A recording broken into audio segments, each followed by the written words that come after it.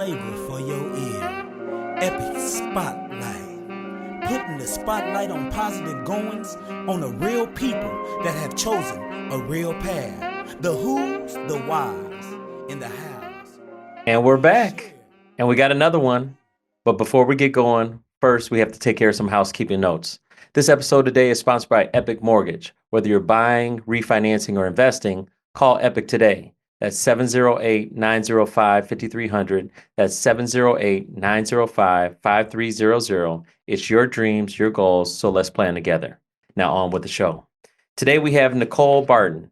She's a professional photographer and filmmaker since 2009. Nicole has earned bronze and silver in the Portrait Masters competition and created impactful projects like Crowned In, the Crowned In Silver magazine, and the She Is Tulsa documentary, art exhibit, and the magazine.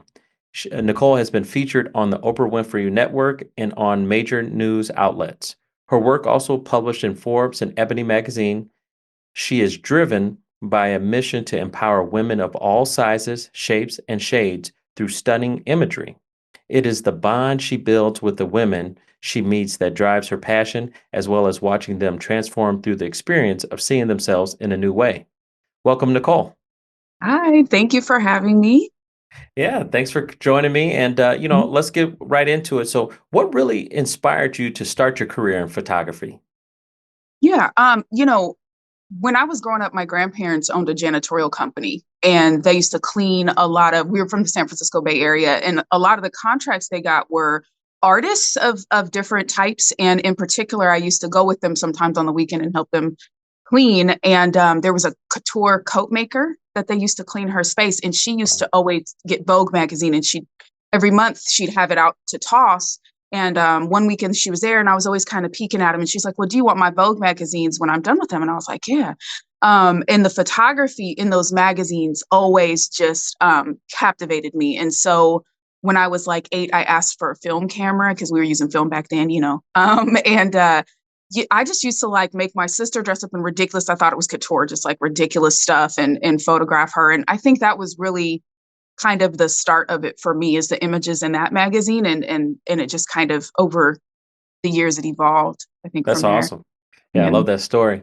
Now, I'm always curious because we're always every day trying to improve and get better. How have you seen just your change just from 2009 to present? What have you seen has been different? What have you evolved in? Yeah, I think, when I first started getting paid to take people's pictures, that was even just surprising to me that people were seeing, because that's when social media was born, when I was like 21. And so people would see photographs I took of friends and things that didn't know me and started reaching out and saying, oh, would you take my picture too? And I was like, oh, yeah, okay, sure, I guess, and I never, growing up in the background that I have, I didn't know anybody personally who made a career out of art. That just didn't seem achievable to attainable. That was, something for other people. And so for me, the biggest thing was like over the years, as time went on and I got better and better at taking pictures, was really the mindset shift from,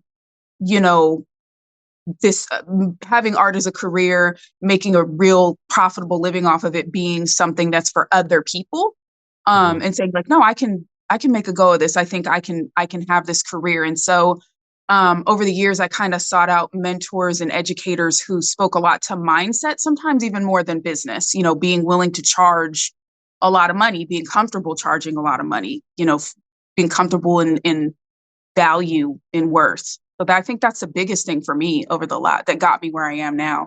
Oh, that's awesome.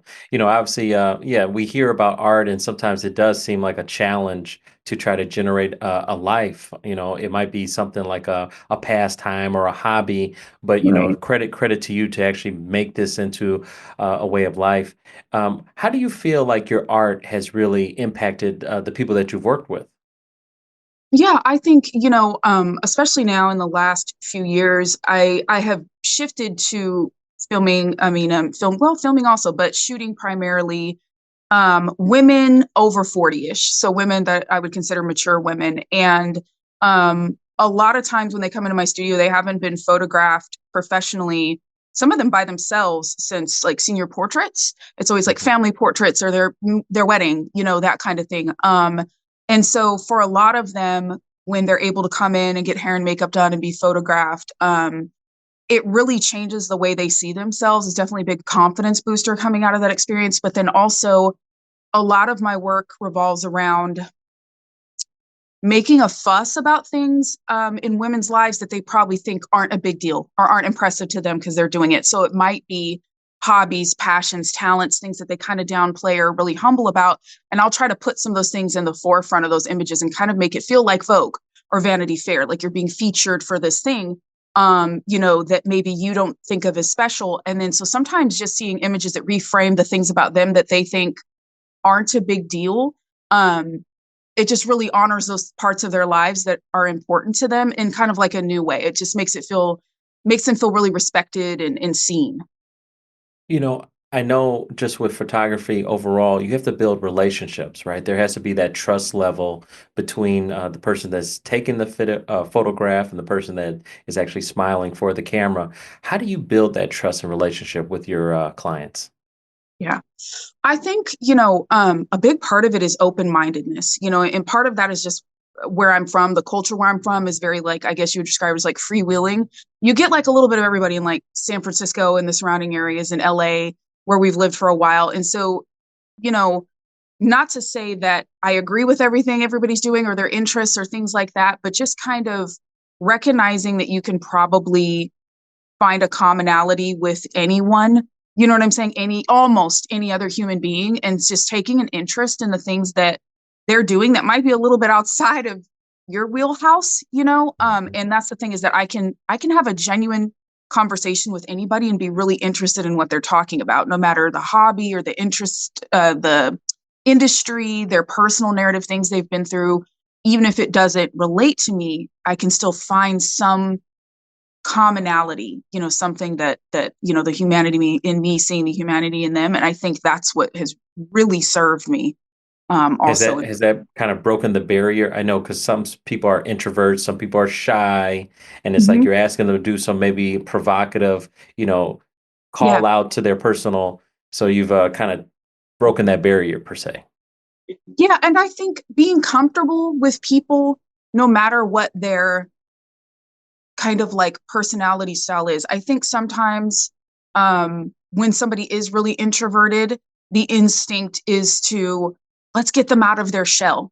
And I never try to get somebody out of their shell. I just try to match energy. So if I can see the person is very reserved, then I'm not necessarily going to be like turned up all the way and very extroverted. I'm okay with there being a little less conversation. I'm okay with it being a little more quiet if that's just what it is. And I think that makes that type of person relax that much more, is like, oh no, I don't have to become something that I'm not for this photo shoot. I can actually just be that introvert and kind of chill. And then so that's going to be the vibe of that shoot, is a little more, low key. Yeah, that's great. It sounds like you don't judge and you meet people where they are. Yeah. Yeah. I really don't judge. I have like a really rough background. I came from a very different place in life than where I am now.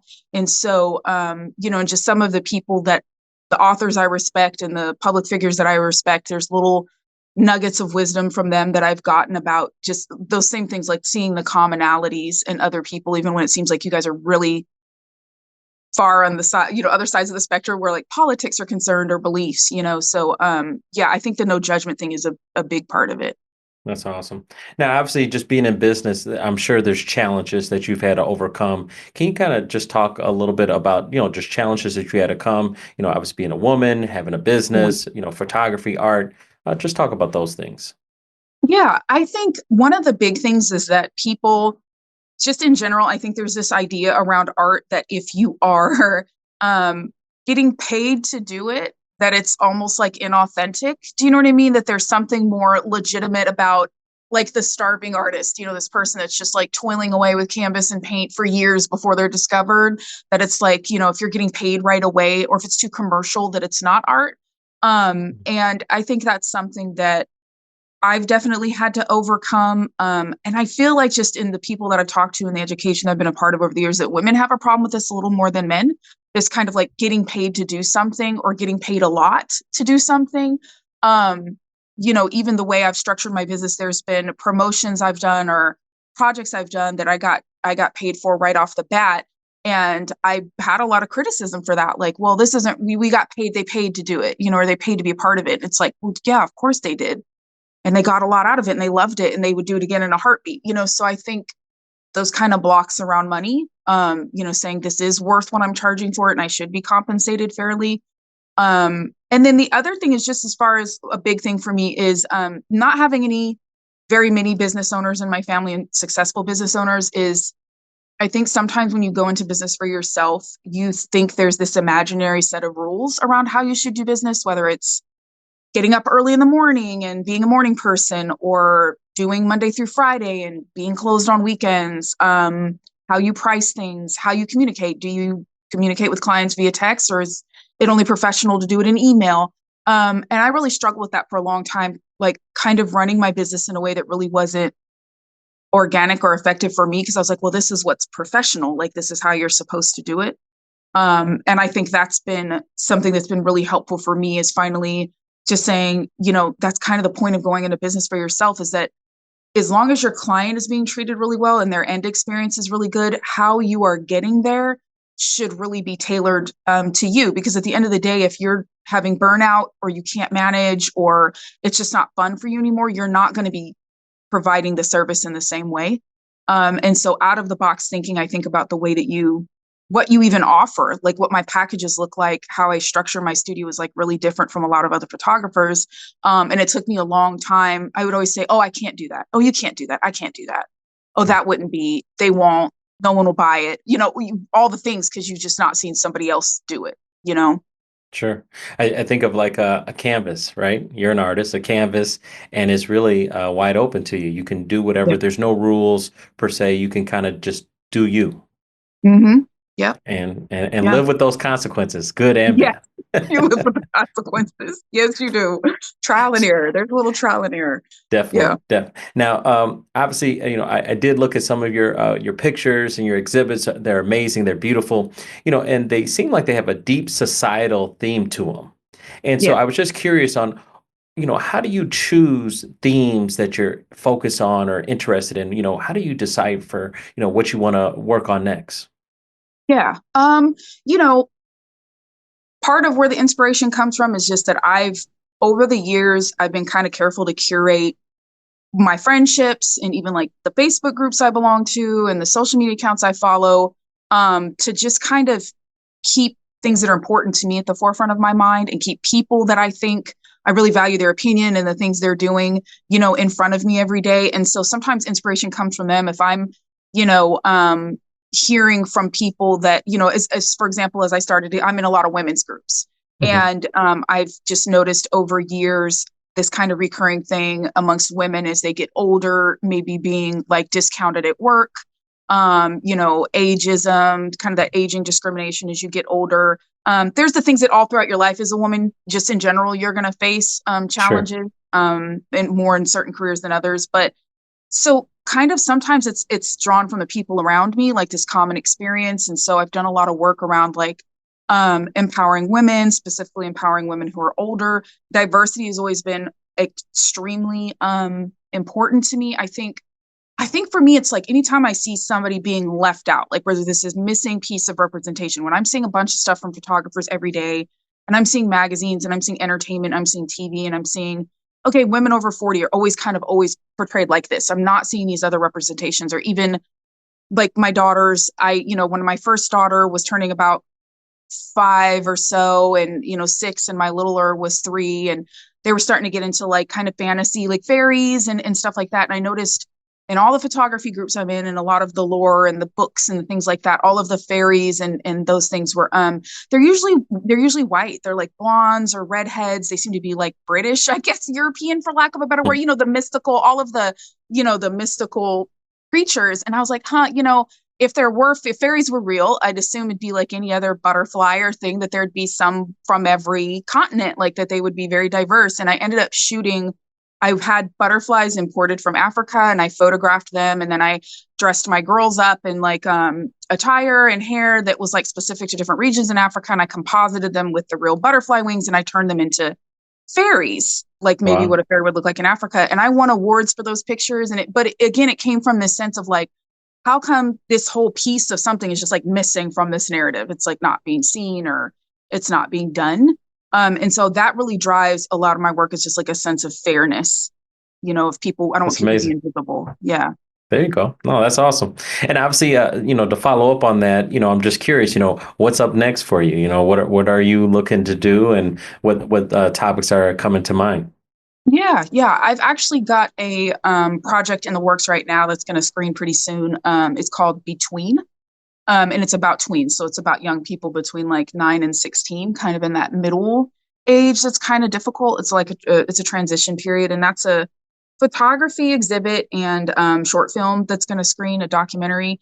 And what I want to do is, as I relocate, I'd like to open that casting up to young people in Atlanta as well, to add their narratives to it and maybe re-edit and do another piece to build on that. So it's not just here.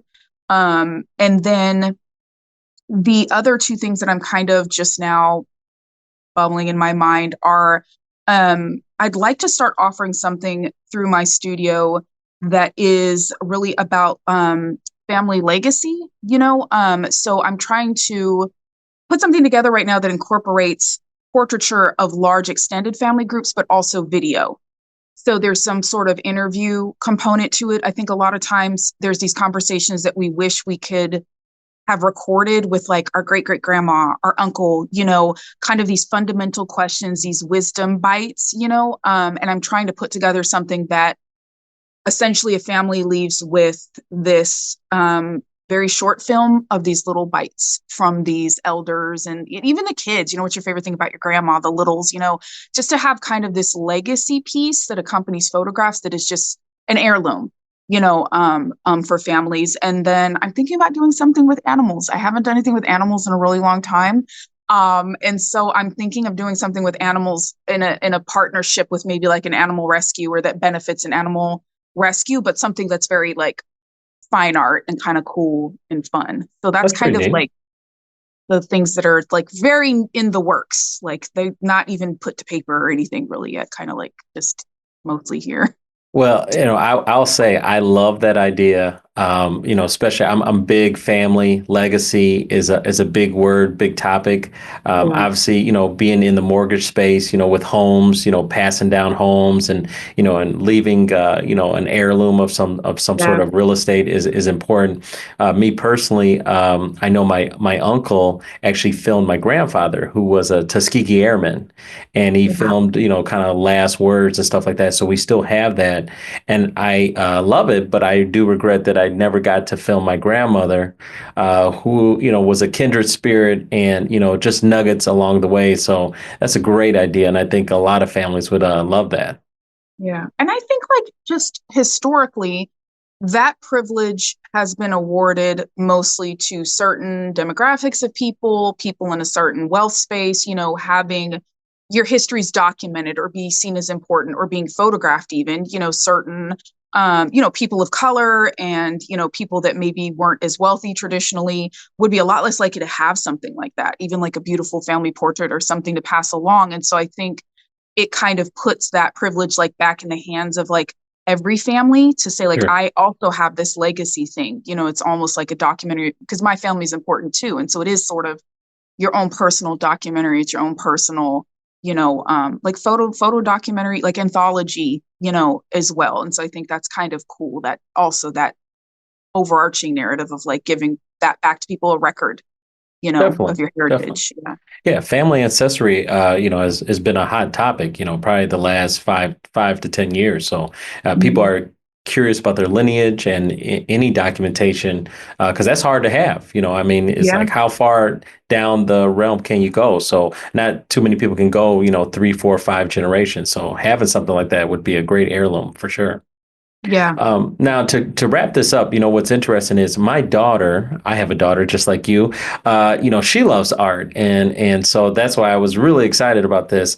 What advice would you give to an aspiring, artist, as far as looking to get on the map, per se. What would you give as recommendations or tips?